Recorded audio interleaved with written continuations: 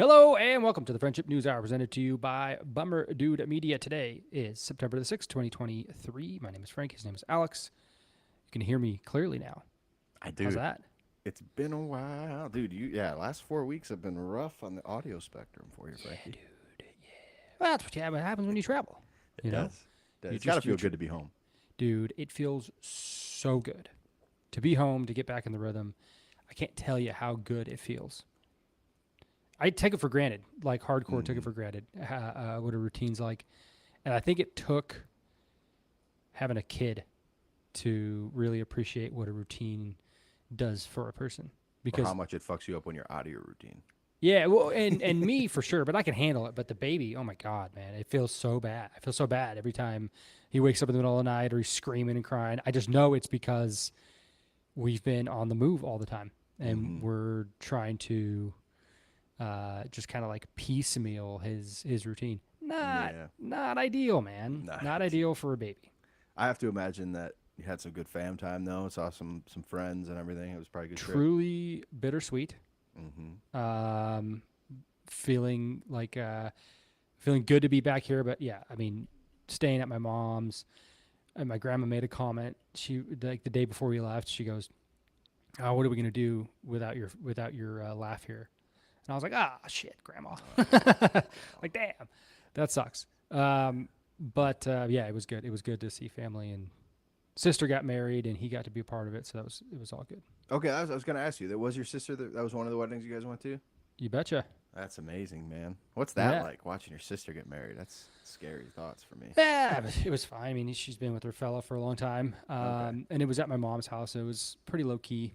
Oh, nice. That's in Yeah, the so it was really backyard cool. there. Mm-hmm. Nice. Yeah. Still well gardened. Oh yeah, yeah. They did a really good job. Nice, dude. Backyard looked amazing. It was magical. We had a taco truck of sorts Nice. They come out and definitely cater. kept it cheap. That's the way to do it, man. Yeah.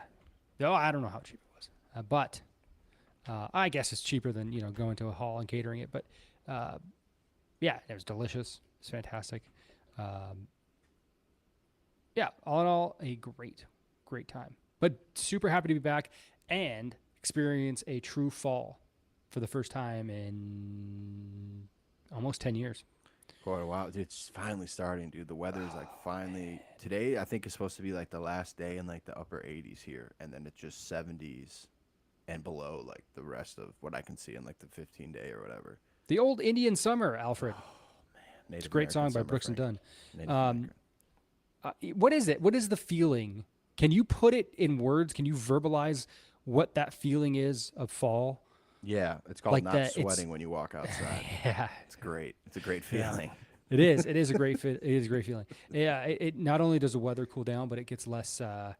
It's like less humid. You Yeah. know. Yeah, the air is Um, like crisp. yeah. Yeah. A little bit. It dries out some. Hmm. Um, but what is the feeling I'm talking about? The emotional reaction I have to fall. It's like it's like a feeling of like great nostalgia and Well, reminiscence. it's got And football's got to be tied into that. football's definitely plays a part into it, right? It's the beginning of the season. So I guess it's like all the things that happen in succession in the fall that kind of bring you back. Maybe to Hmm. being a kid, I didn't even experience fall as a kid, but you got football starting, you got school starting, you got Halloween coming up, and then the holidays following. Baseball Um, playoffs for you. yeah, baseball playoffs. But I don't know, like I don't know, it's different. It's a different feeling when you like walk out and you like it's a little chilly and the sun's starting to set a little later and the leaves turn. I don't know what it is. Maybe somebody who's listening can describe it or like help me verbalize what that emotional reaction is to fall. But I haven't felt it in a long time. And when I came back to New York after being gone for so long, um, I'm not gonna lie to you, man. I got emotional about it. Really? Yeah, it was really weird. Like I didn't expect it at all. I was driving back from the grocery store and it was just me. Jack was at home with the kid, and I just felt this like overwhelming sensation come over me. And it wasn't like happy, but it wasn't sad either. I honestly I don't even know how to explain it. This But this might be a dumb question, but like in when you live in California, like do you have like a changing of the seasons? Like, do the leaves change, or certain plants or trees like die, or is it just like year round, all vegetation's alive and like pretty much always the same? No, we get some leaves changing in like November, December. Okay. Because it's when it starts to the leaves change out here because of when it starts to get cooler at night, and that's what causes the leaves to change and then fall off.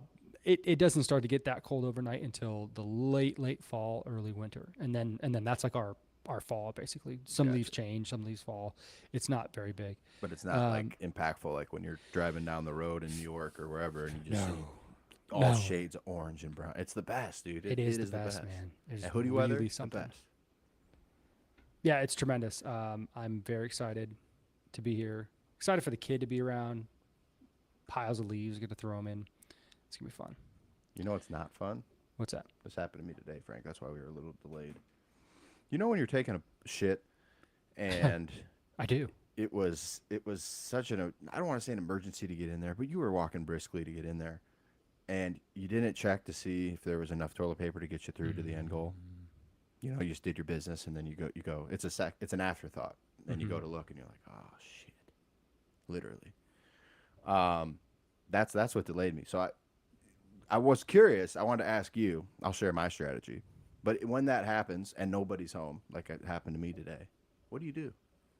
And let's say toilet paper is clear across the house, not under the sink like it should be. I don't think it's a complicated question. Just Do you get have a up and you method? get toilet paper. You just get okay.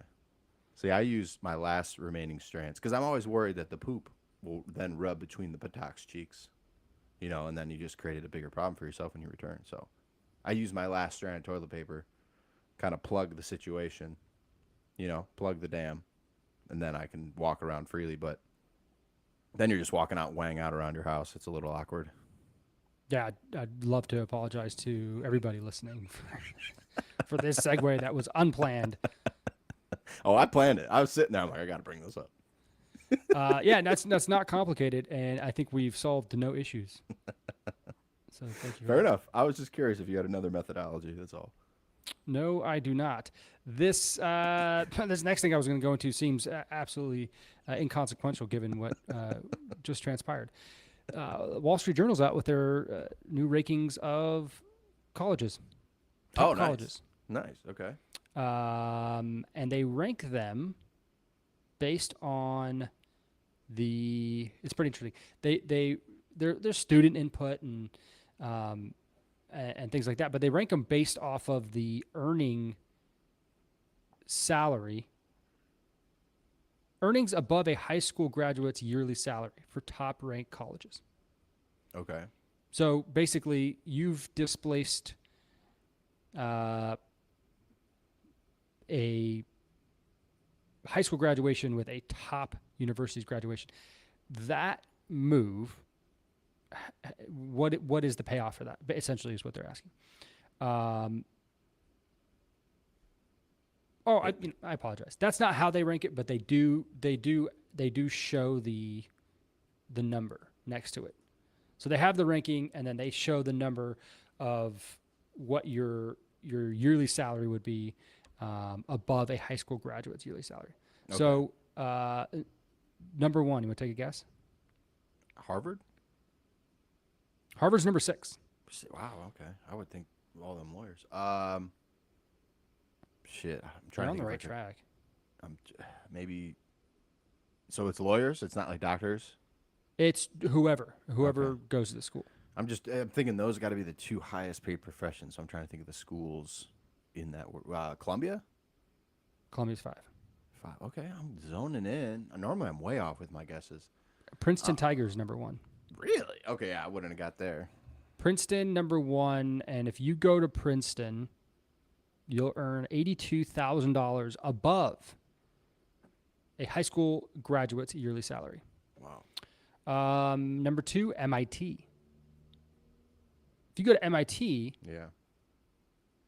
you think of MIT, you think of like engineers, robotics, AI, technology. You'll earn $94,000 above a high school graduate's yearly salary.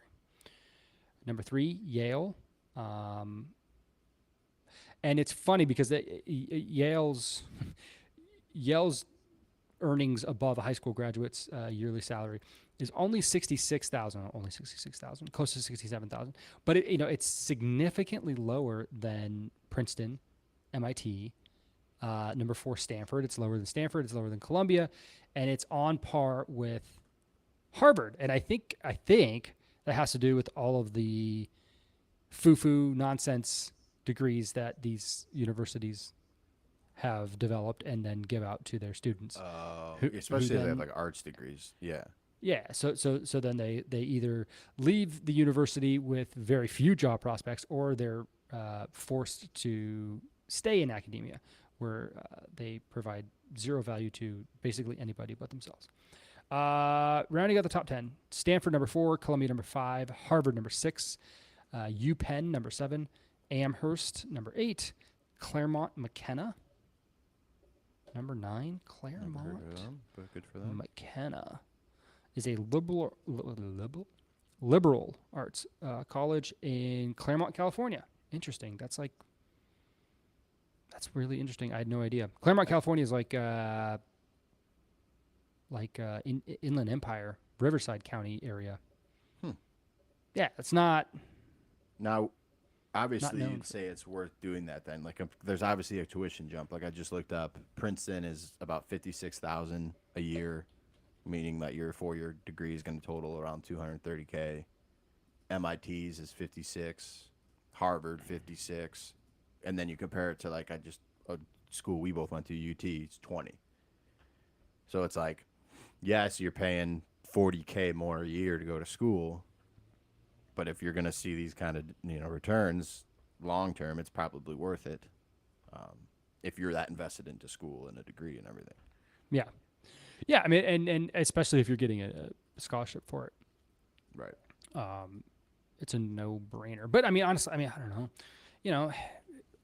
How many people do you know? I know quite a few who didn't go to college, who decided to get in a trade and now are like general contractors or run their own business and are doing just fine. For sure. Yeah, my job area specifically, like audio engineering, not needed to go to college for that. It would have been better to just hop into that trade like right away and dive in, and while you have any money that you have saved or whatever, use that to work for free and build your way up and do all these other things. It's spending a lot of money on college doesn't always make the most sense for some people. So sure. Yeah, you bet. Let's see. I do want to take this time, seems as convenient as ever, to thank the person who helped put me through college, my mother, and to also wish her a happy birthday. Happy birthday, Sue. Yes. What a sweetheart woman. Great woman. Sue is. Great woman. Do you think your mother, Sue, whose birthday is today, happy birthday, Sue, was a overprotective parent? Yes. I couldn't watch PG-13 movies, so I was 13. She stopped me from watching Rugrats, very church religion focused. Private schools my whole life. Yeah, those things are constrictive to a child's rearing, for sure. But they're not.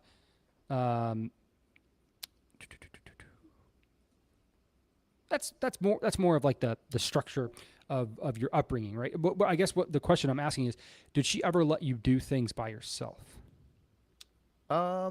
Not as quick as like my dad was. Like my dad had us staying home, even like me watching my 3 brothers and my sister at like a pretty young age, compared to my mom where that kind of waited. My mom didn't want to give me like a cell phone until I was like 17 or so, and but I did like get my car at 16 and a half or whatever, like 17, and I was able to kind of do what I wanted at that point. So kind of, but she was definitely like, when you say that if she's overprotective, like yes, I would, like, the feeling I get from how I was fostered is yes, but I would also say that like the way that she didn't do it in a way that I was like scared of things, or like on the opposite, like, oh, she doesn't want me to do this, so I really want to go do that. she did it in like a nurturing, fostering way that I knew she was just kind of looking out for me. You know, maybe you Right. don't understand. I know that now as an adult. Maybe as a teenager, I didn't comprehend that, but as I'm Yeah, I would thinking kind say. of simmer on it. Yeah, I would say my mother was similar. And there's an interesting article in the New York Times by a gentleman named Camilo Ortiz, who happens to share the same name as my son, which is Mm, pretty interesting. unique, yeah. And the title of this article is This Simple Fix Could Help Anxious Kids. He starts the article by saying that a colleague in suburban Kentucky let his 12-year-old daughter walk 2 houses down to her friend's place. At the end of the play date, the other girl's mom walked her home just to be safe. Such excessive caution is hardly unusual. Over the past several decades, children have become less and less independent. Instead of running outside to play after school or riding bikes around Stranger Things style, they're more likely to be indoors, on TikTok, or in adult-run classes and organized sports. There are many reasons for this clampdown on kids, including the birth of cable TV in the 80s, which evolved into round-of-the-clock internet news alerts, bringing a stream of scary news to parents. As the years went by, parents growing weary of a winner-take-all economy focused even harder on getting their kids into college. They sprang for things like tutors and travel teams, giving kids a more curated, less autonomous childhood. You can kind of see where this article is going. It's not talking about necessarily the structure of raising a child, but all of the things that a child is now exposed to, right? You got parents watching the news, flipping through Facebook and Twitter, seeing a lot of things that are, I mean, frankly, terrifying. The things that happen to children throughout the country. The likelihood of it happening to your child is small, but that doesn't matter if you're a parent. So you got scary news, plus you understand the competitive nature of what the college landscape is like, what especially youth sports is like. Oh my God, it's ridiculous, especially in the United States. So all these things as a parent that you're thinking of for your child. And the author here goes on to say that as kids' freedom has been going down, their anxiety has been shooting up. The Surgeon General has declared this the crisis of our time. As a society, we've been trying everything from breathing exercises to therapeutic horse grooming to keep kids from shrinking from life. So do you think that's like scared of the unknown? So you're just scared about something and that creates anxiety, whereas opposed to like if you climb that fence and you fall and it hurts, but at least you know, like, hey, that's the consequence of that action potentially, and that helps the psyche in a way. Like, what do you? Yeah. I think you've nailed it. And especially, I think the key part about that is that the parent isn't there, Gotcha. right? Making decisions for yourself, and They go on to say that we think this constant supervision and intervention could be hurting kids' chances to become brave and resilient. And a recent Journal of Pediatric article concurred. What's missing today isn't just the thrill of climbing trees or playing flashlight tag. It's that when an adult is always present, in person or electronically, kids never really get to see what they're made of. Kids should have a loving, secure relationship with their parents, of course. But if you think back to a time you were alone as a child and got lost or maybe fell off your bike, you probably still remember what happened next. You limped all the way home or asked a stranger for help. You managed, and that was a milestone. Immediately, I think about when I was riding my bike down to the store that was just down the street from our house, and for whatever reason, I couldn't maneuver my bike, and I ran into a fire hydrant. And you know, like the top of the fire hydrant has that little like hex nut on it, and it like dug right into my groin. I could barely walk. It hurt so bad. And I did exactly what this article said. I limped home, right? I made myself home, and it sucked, but I did it.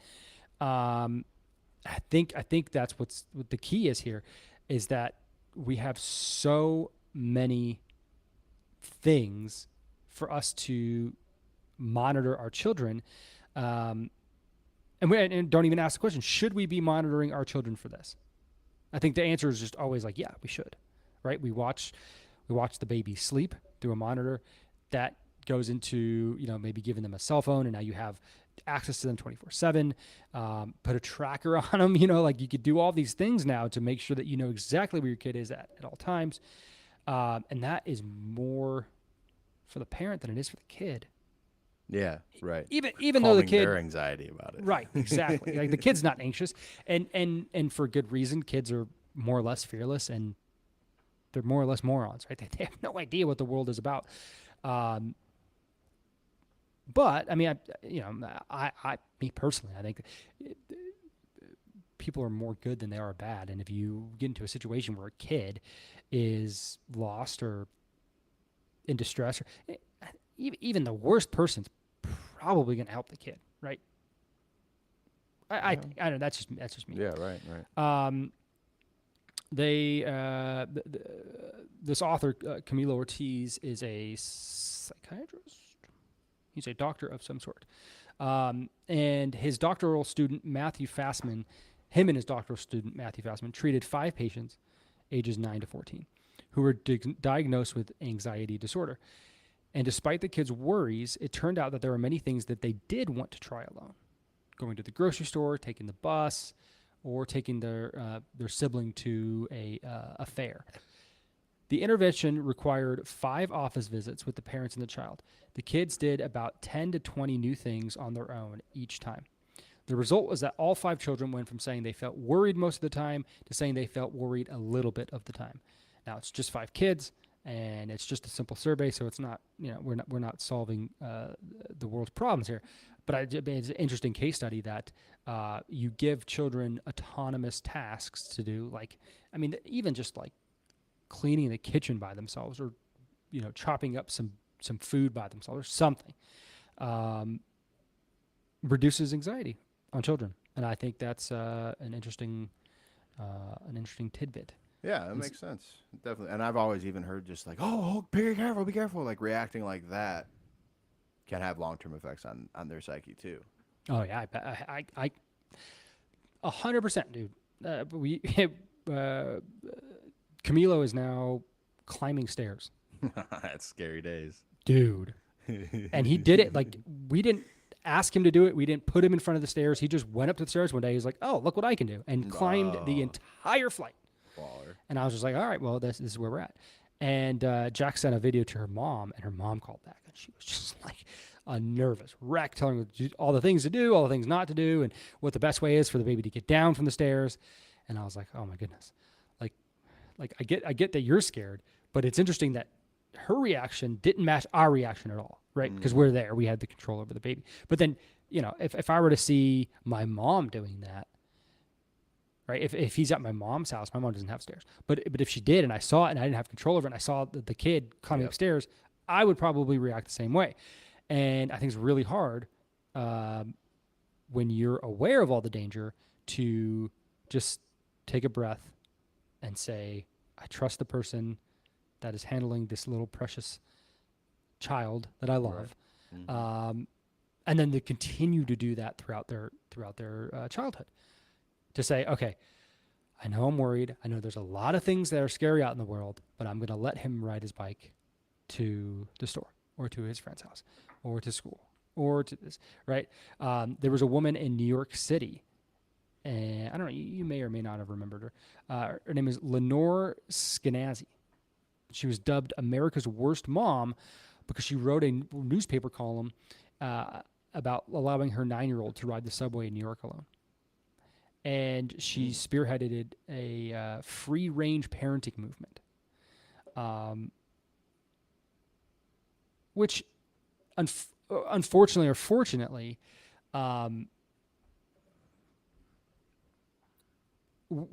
that's something that we have to learn how to do now, right? We take in way too many crime documentaries. We take in way too much news. We take in way too much bad information that then motivates our decision-making within our children. Mm-hmm. And it looks like it could be doing them more harm than good. So, I don't know. I'm not telling anybody how to raise their children or anything, but I do think it's interesting that by letting go, you maybe provide your children a little bit more peace. Got to let go and let God. Amen, brother. Amen. A story that will 100% contradict everything we just talked about. There's a young man by the name of Harris Walaba. Oh, I saw this. Yeah. Harris is a sophomore at Doherty Memorial High School in Worcester, Massachusetts. Got a what do they call them? A death chip? Yeah, it's like the one chip The challenge. one chip It's challenge. the hottest chips in the world. Yeah, it's one chip that comes in a coffin. And Harris got this chip from a friend during school last Friday. And after eating the chip, he felt sick and went home. And with a few hours, he fainted and died. That's crazy. The cause and manner of Harris's death has not been confirmed by the chief medical examiner's office, but Harris's family believes that he died of health complications from eating the chip. So don't let your kids do anything, really. Is the story there. Everything we just said, rewind. Yeah, so actually, this is not the first time that somebody's gotten hurt doing this one chip challenge. Really? Earlier last year, a California high school in Lodi Unified School District had multiple kids sent to the hospital after participating in the challenge. This is from a spokesperson for the district. A number of Lodi high school students took part in the one chip challenge on school campus, which entails eating a chip that has been covered in pepper and hot sauce that causes the individual to react to become ill. A number of students were sent home, and 3 were referred to the emergency room because of their reactions to the substance. So this has been well known within the youth for some time. Dr. Brett Christensen, a pediatrician at Marshall Hospital in Placerville, California, said, quote, "Not only do they cause a burning sensation in the mouth when ingested, but they also do so in the throat, esophagus, stomach, lower gastrointestinal tract, and even on the way out." I know that's right. Yeah, talking about some Taco Bell on a Friday evening. A spokesperson from Pocky, the maker of the chip, said, quote, Fuck. in other words, End quote. the challenge, quote, "can be fun for those who understand what they're taking on." Oh, jeez. It's kind of tone deaf, don't you think? Mm-hmm. We take safety very seriously, said the spokesperson, and have worked hard to ensure our products are properly and clearly labeled with allergen and safety information. It is our intent that the consumers take on this challenge with a full understanding of what is and if it is appropriate for them. So I think what might have happened here is that this kid had a allergy to some pepper that was in this that he didn't know about, that caused him to be right, because like just eating something spicy doesn't kill you. Right. And just because it's like the spiciest chip in the world doesn't mean that it's like necessarily like bad for you on par with, everything else. I think there has to have been some sort of reaction here that caused him to pass away, and it's no less tragic. But yeah, I don't know. I mean, like I would think if the U.S. government is getting involved with how much caffeine is in drinks for kids and all this other shit, that like there's got to be some kind of intervention here. Like it's obviously not good for your body, even if it doesn't kill you, to like put all that shit through your system. I would think that you would kind of approach it from the same way. I don't know. Yeah, well, I think what's interesting is that these type of incidents that are it's a sudden onset reaction, like death from eating a chip, will kind of gain momentum and start a movement, right? Where you try and take these chips out of stores all over the country because they obviously pose a health threat to children that can be fatal. But also, we allow for the proliferation of fast food restaurants that don't have that immediate impact on one's health, but are no less dangerous to children in terms of negative health impacts, or soda, or candy, or any of these things that don't act immediately. So I think it's an interesting juxtaposition. I don't think that these chips should be taken off the shelf. I think it's tragic that this one kid passed away because he took the chip. But if he didn't understand what kind of allergens that he had in the past, I mean, certainly that's not the tortilla chip maker's fault, and it's called a challenge because of how spicy it is. So you're not eating it unless you were misled. But even then, you take one bite and you're like, oh yeah, fuck this. I'm not eating this chip anymore. So it's like hard to be tricked into this. And it's also hard to misunderstand what you're getting yourself into. What's true? Like if you And if it's you not drink like a 25 shots of alcohol in a night and die, you can't like right. sue Smirnoff or whoever the fuck. Like, Exactly. yeah, Or if you're going to eat Tide Pods and die, you can't sue Johnson & Johnson because they didn't make a ingestible product. It's soap. yeah, right.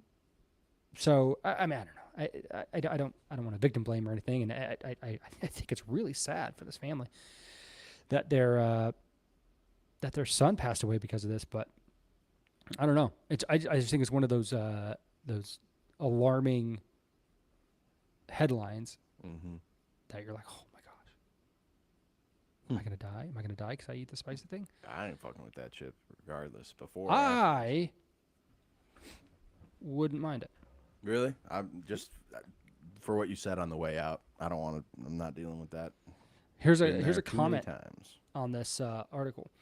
How on earth does the FDA consider these packy chips food? Chips only recommended for adults? The one in the challenge has a Scoville heat unit rating above 1 million. That is not food. I can't argue with that. Like, Jesus. it's over 1 million. Oh my God. What's the highest wing on Hot Ones? Do you know? What's the Scoville rating for? Let me see. Hottest wing. It's only 400 and. No, okay. So here's a Scoville scale from Hot Ones. They start with like a red hot, which is 450 on this meter. Then they go to Tabasco, which is 2,500.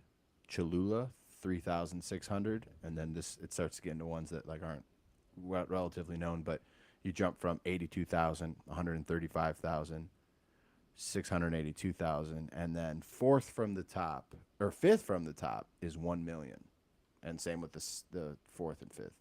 But the highest like sauce that they put on their wings for that show is 9 million on this meter. So 9 million?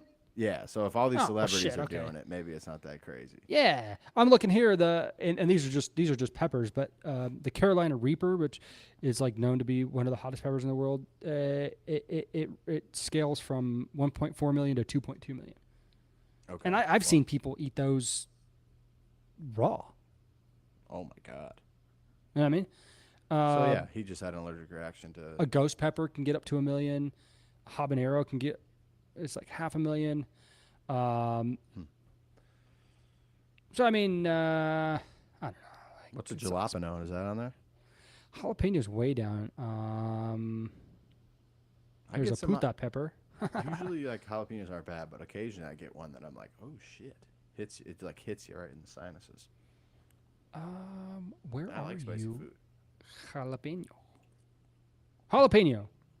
2,500 to 8,000 Scoville units. Okay. That's way down there. Yeah. Wait. Tabasco peppers, 30,000 Scoville units. Chiltepin is pretty popular in Mexican cuisine. That can get to 100,000. Thai peppers, 100,000. Scotch bonnet, which is popular in Jamaican food, gets up to 350,000. Can I ask, what is your favorite hot sauce, Frank? Favorite hot sauce. I don't know that I have I mean, like if you're talking just like regular everyday usage, can't beat sriracha. Really? Oh yeah. But I fell off on that hot sauce when really like, the town that the factory was in. Everyone started bleeding from all their orifices, like their eyes and their ears and shit. I did hear that there was a lot of discomfort out there. Yeah, that sounds like discomfort for sure.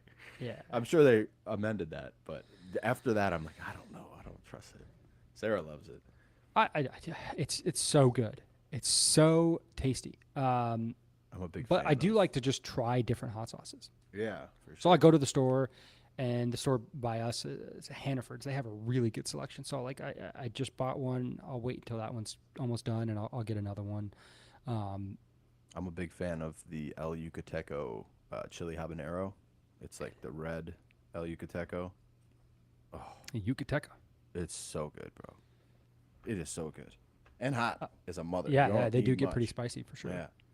My dad used to call my cousin Yucateca because I don't even know what it means. well, it's like somebody from the Yucatan Peninsula. Oh, okay. But apparently they're known for having big heads. He thought my cousin had a big head, so he called it Yucateca. That's really funny. How is your pops doing? Is his house built yet? Uh, He's building a house in Mexico, right? I believe there's progress being made, but I don't know. Okay. Gotcha. Yeah, but he's doing good. Nice. He's doing good. Miss him.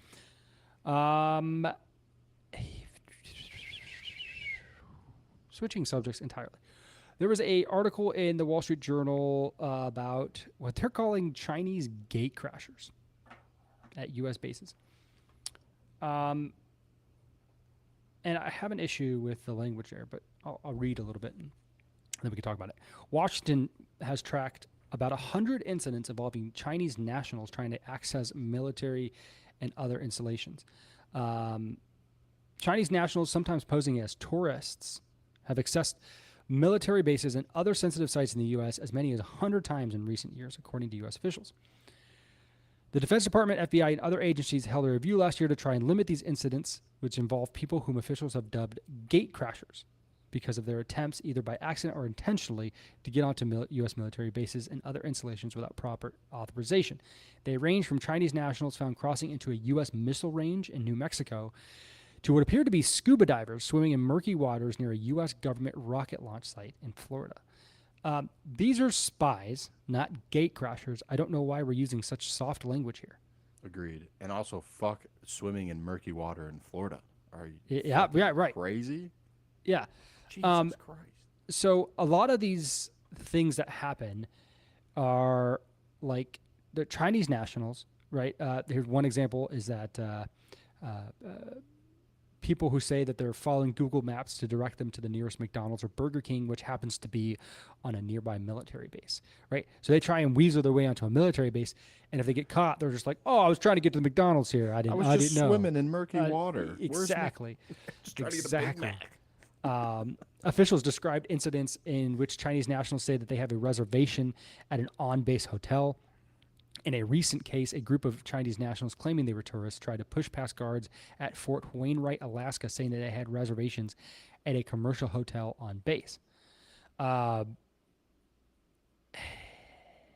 It's just like, what? How does this even happen? Like, how do we even allow something like this to happen? How are there even stories of over 100 Chinese nationals trying to grease their way onto a U.S. military base to provide information back to China about what's going on? But I mean, like, espionage and spies have never, that's not new. Russia did it to us for years and probably still is. And I'm sure we're doing it too, you know?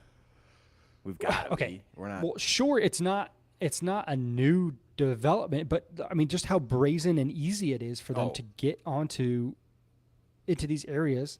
Right. Right. Like, and I don't know, maybe xenophobia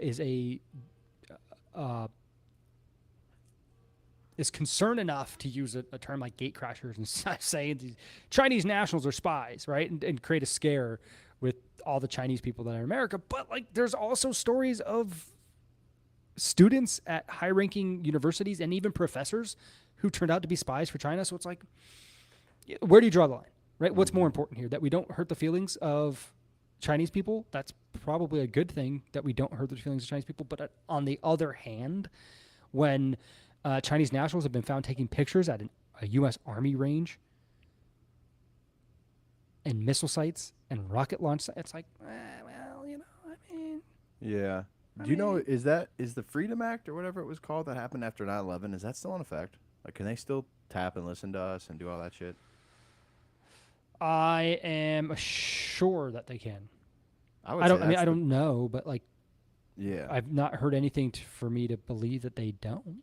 I would say that's like the best way for them to control and monitor that without like enforcing like discriminatory policies. Like after 9/11, you maybe a lot of people did, but like it's not fair to assume that every like Muslim person or like Middle East person you run into is a terrorist, you know, that helped coordinate that attack, you know. So it's like we can't, I don't think as a country we could think that way towards Chinese people, obviously. Right, or that every Japanese person was the enemy back in the 40s, right? But yeah, and that's how we acted because we were scared and we had no other means to making sure that there was not another attack on U.S. soil, so we interned them, right? Not a good move. But I would say that I'm not as opposed to like that Patriot Act, I think is what it was called, being like around in a way to like monitor that stuff. I don't know. I guess it kind of is still racism if they're like specifically looking at Chinese people while they're doing that. But like if that's probably the best way to like protect America as a Well, I country mean, from being infiltrated. it was just a couple of months ago that we talked about the, I don't know, 8 or so different Chinese police stations that were headquartered in the United States. What? We talked about that? We didn't talk about this. Was I sleeping? We might have. I don't. We talk about a lot of shit. So There was like 8 that were found in the United States. This was in April.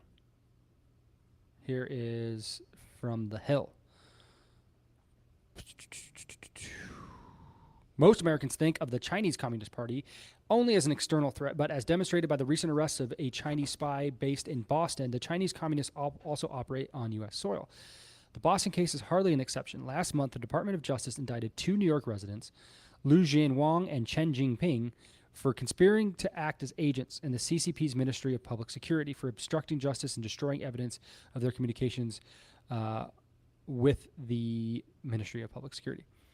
The 2 were operating an MPS secret police station in Manhattan's Chinatown neighborhood, which was aiding the CCP's transnational repression by intimidating and threatening Chinese dissidents. According to the assessment, at least 102 known or suspected overseas police stations are currently active in 53 countries. The real number is undoubtedly higher. In the U.S., stations have been identified in New York, Los Angeles, Houston, San Francisco, as well as smaller cities in Nebraska and Minnesota. So they have police stations in the United States to spy on their own citizens that are living in the United States. I don't have a solution. I'm just saying it's not good. all right. They're operating as if they're back home, and someone gets caught, and somebody else is going to bring up the rear. And that's why these gate crashers, as they're calling them, are seen as so mild, because if they get caught, all they gotta say is I was lost or I was doing this, or they have plausible deniability all over the place, and I think somebody got popped for like a year in jail. That was it. Wow. So, That's surprising. anyways, something to look out for, I guess. Mm-hmm.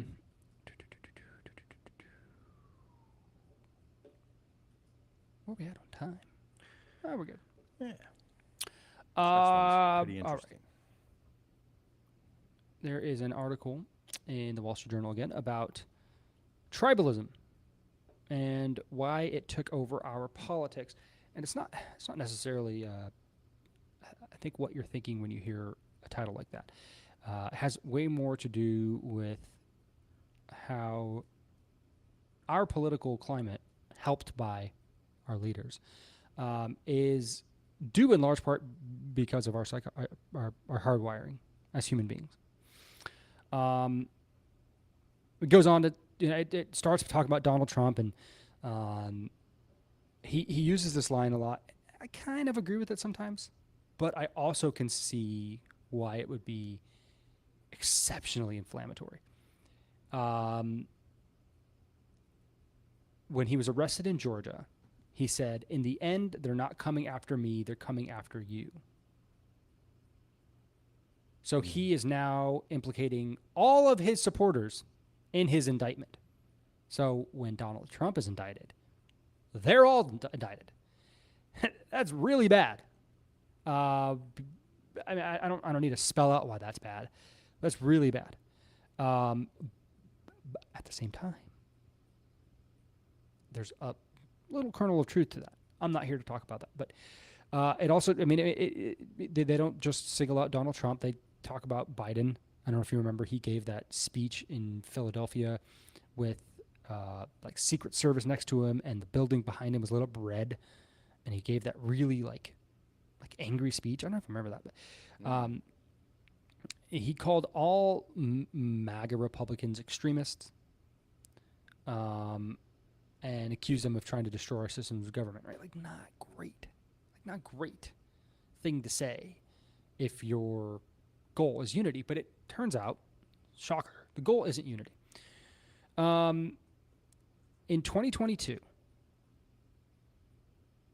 62% of Republicans and 54% of Democrats had an unfavorable view of somebody who was in the other party. Which means that at our best, 54% of Democrats think unfavorably of their counterpart Republicans, and only 21% of Republicans and 17% of Democrats thought the same in 1994. Now, this would have been George W. Bush, H.W. Bush in power? No, this would have been Clinton. In 94? Okay. Yes. So essentially what it's saying is that we have grown so much to dislike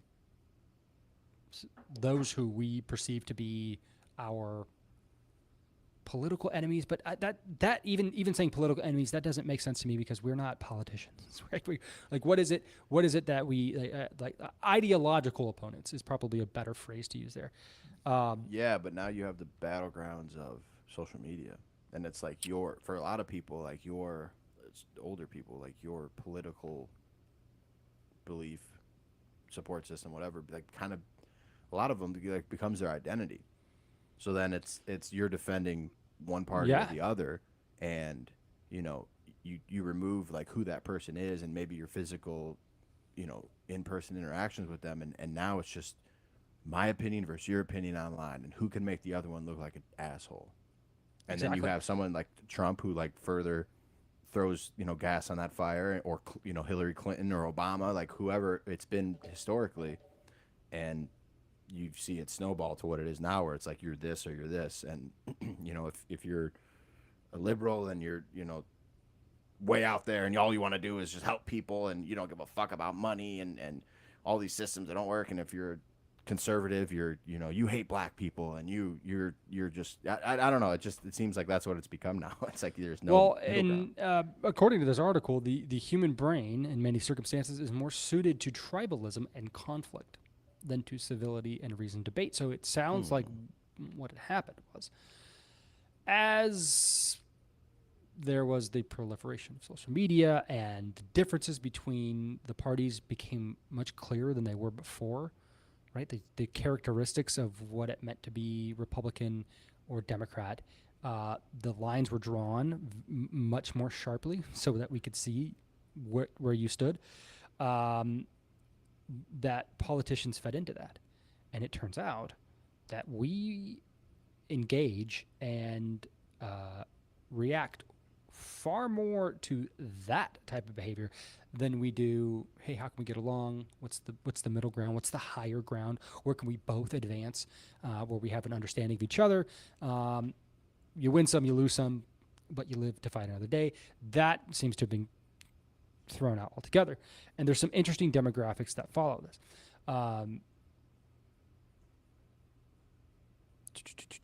Non-college white and religious Americans increasingly identify as Republicans.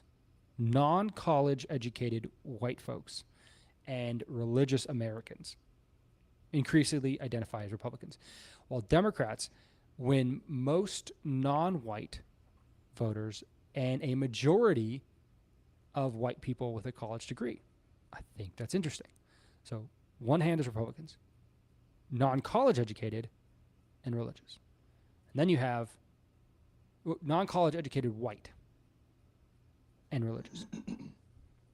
Democrats, non-white plus white college educated. Seems, I mean, it makes sense in my head, but when you zoom out, it's like, why is that, right? There's interesting questions to ask. Instead of going to the voting booth and asking, what do I want my elected representatives to do for me? They're thinking, if my party loses, it's not just that my policy preferences aren't going to get done. It's who I think I am. My place in the world, my religion, my race, the many parts of my identity are all wrapped up in that one vote, except that they're not. That's the thing that we're missing. It's not. Presidential election does not affect you the way that you think it does. I mean, like even in the least, does it affect you in the way that you think it does? And you might say, well, Donald Trump got Supreme Court justices elected, and they struck down Roe v. Wade. It's like, okay, yeah, they did that, but what does that mean to you? Well, it matters where you live. And that's why, I mean, that's the answer right there. It matters where you live. And if you want to get involved and you want to be so politically charged the way that we all are and not be involved in local politics, then I think that you have absolutely no say in anything, because it all boils down to what's happening on the local level. More than 60% of Republicans and more than half of Democrats now view the other party as very unfavorably. About 3 times the share when Pew Research Center polled on it in the early 1990s.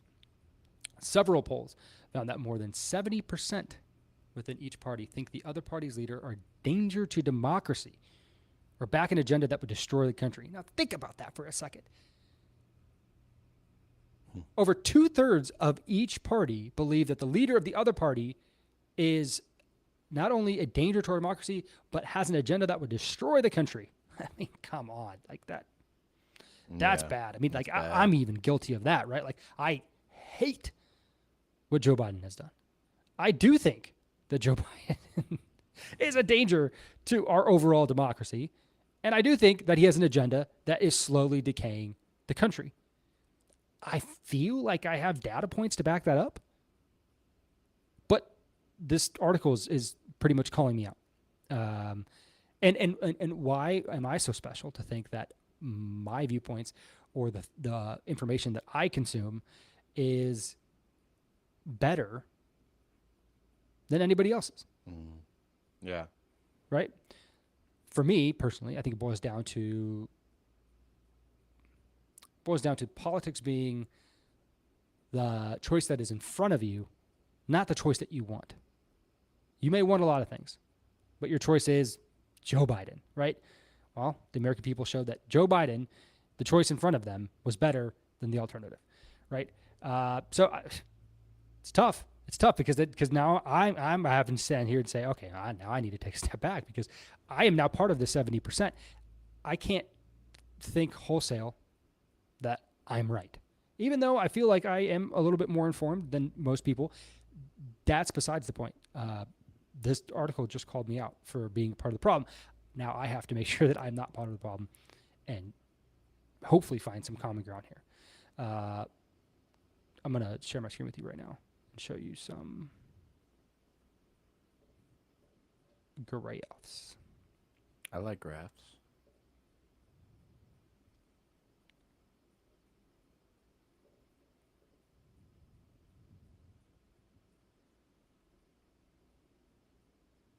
Can you see this? Mm-hmm.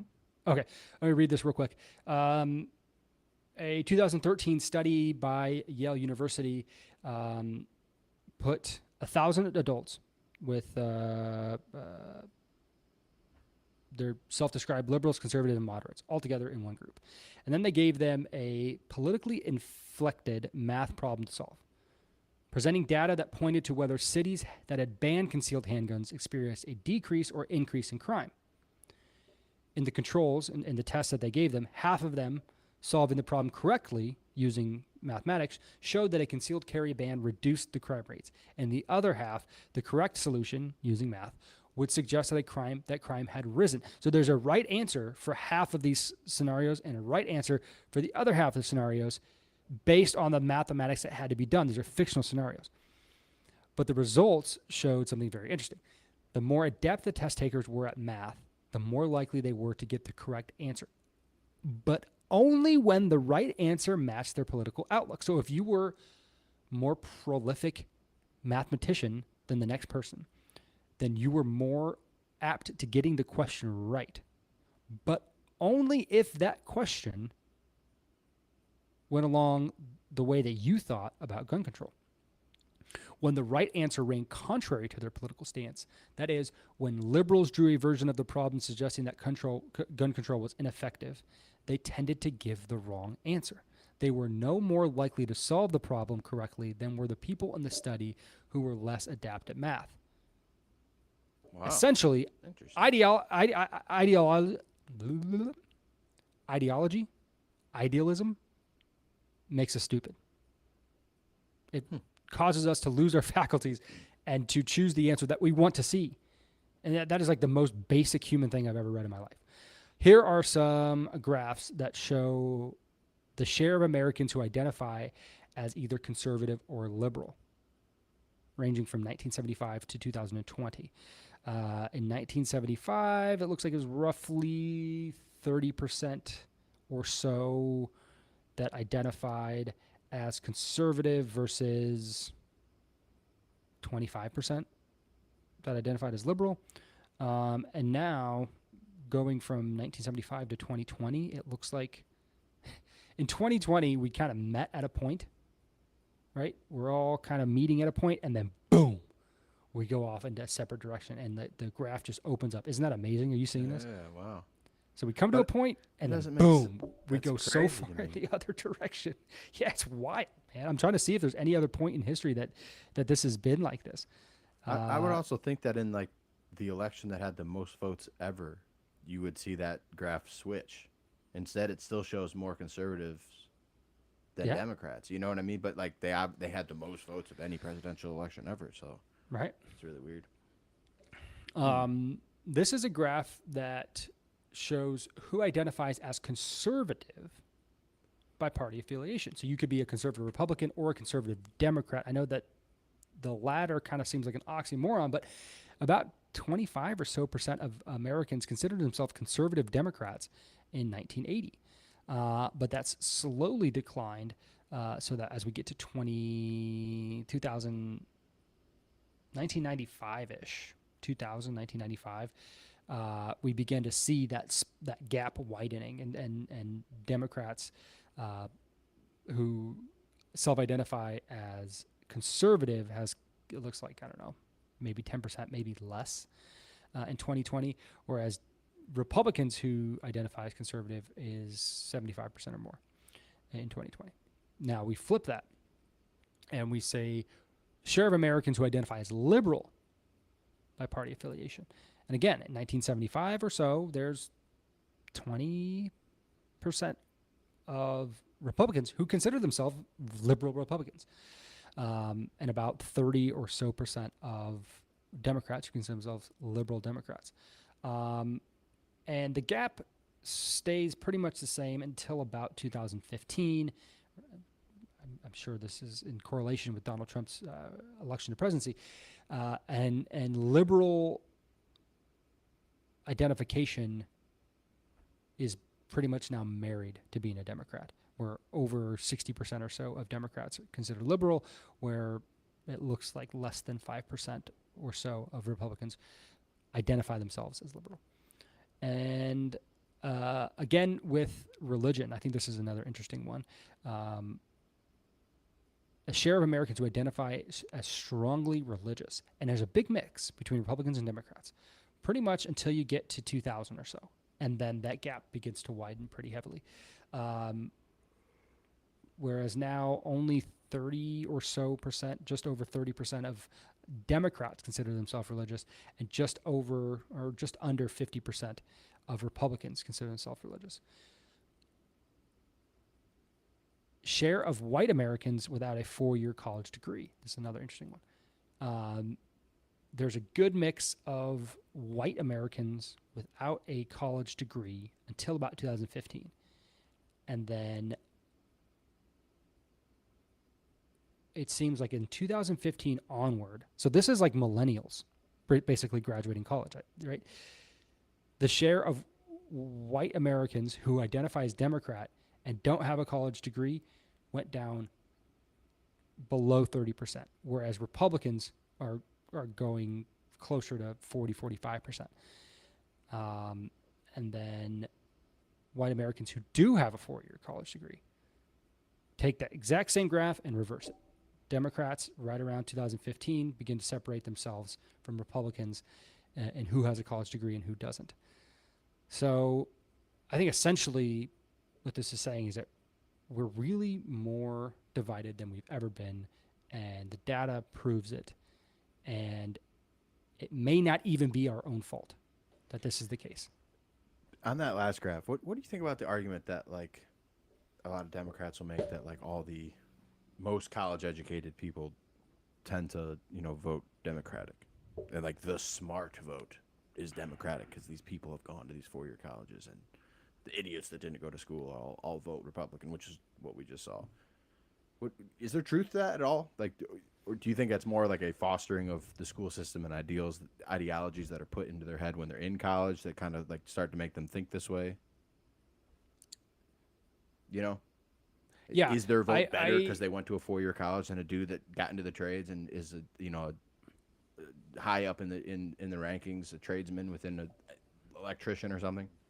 I think it's the second one. I don't think that there's really any. You're certainly not a smarter, more savvy person just because you went to college. You may gain those skills in college, or you might just skate through like the majority of people do in college.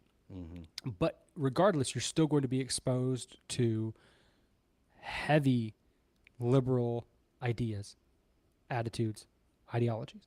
And if you have no backbone, no structural backbone of critical thinking, then you're going to be very malleable to the ideas that are on campus. And I just think in general, younger people think more with their heart.